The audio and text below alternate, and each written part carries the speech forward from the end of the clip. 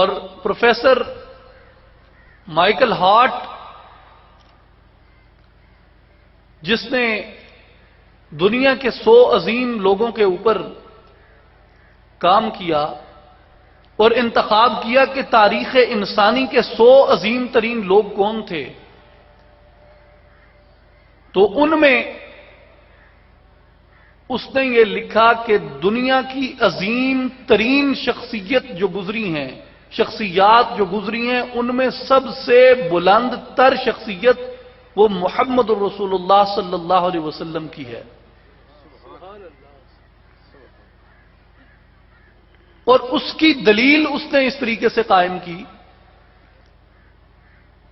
کہ دنیا میں 2 طرح کی افکار رائج رہیں، ایک الہیات اور فکریات کے حوالے سے تھی، جس میں مذہب بھی آ جاتا ہے، کتابی مذاہب بھی آ جاتے ہیں، غیر کتابی مذاہب بھی آ جاتے ہیں، مشرک مذاہب بھی آ جاتے ہیں، اور تمام کے تمام مذاہب اس میں آ جاتے ہیں۔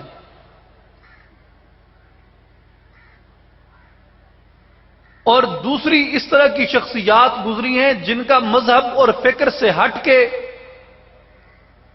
دنیا داری سے واسطہ تھا، امور دنیاوی سے واسطہ تھا، جس میں نظام حکومت، نظام سلطنت، نظام معیشت اور اس طرح کے تمام نظام تھے۔ اور اس نے کہا کہ میں نے جب تحقیق کی تو مجھے 2 بڑی شخصیات نظر آئیں، ایک طرف سیدنا عیسیٰ بن مریم، وہ مذہب اور فکریات کی دنیا میں سب سے بلند ترین ہستی تھے، اور دوسری طرف مجھے سکندر اعظم نظر آیا۔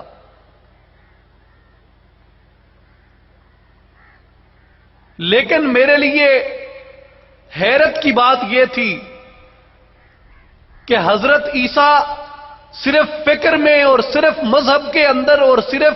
الہیات کے اندر ایک بلند ترین مقام رکھتے تھے، اور جو سکندر تھا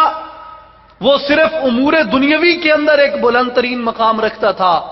اسے مذہب سے کوئی واسطہ نہ تھا۔ اور حضرت عیسیٰ صرف مذہب سے تعلق رکھتے تھے، ان کے مذہب کا، ان کی فکریات کا اس طریقے سے عدل و معیشت سے واسطہ نہ تھا جس طریقے سے کہ سکندر کا عدل و معیشت سے تھا۔ اور مجھے ان دونوں شخصیات کے مطالعے کے بعد ایک تیسری شخصیت نظر آئی، جس شخصیت کے اندر امور دنیاوی سکندر اعظم سے بڑھ کر تھے، جنہوں نے عدل بھی دیا، معیشت بھی دی، انصاف بھی دیا، حکومت بھی دی، اور دوسری طرف فکریات اور الہیات کے میدان کے اندر جن کی فکر سیدنا عیسیٰ علیہ السلام سے بھی بلند تر گئی۔ وہ شخصیت امور دنیاوی میں بھی دنیا کی عظیم ترین شخصیت تھی، اور امور دینی کے اندر بھی وہ دنیا کی عظیم ترین شخصیت تھی، اور وہ شخصیت محمد الرسول اللہ کی شخصیت تھی۔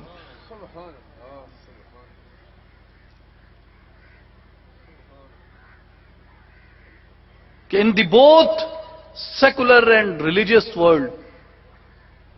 امام الانبیاء محمد رسول اللہ صلی اللہ علیہ وسلم سے بڑھ کے کائنات کے اندر کسی شخصیت کا ظہور نہیں ہوا،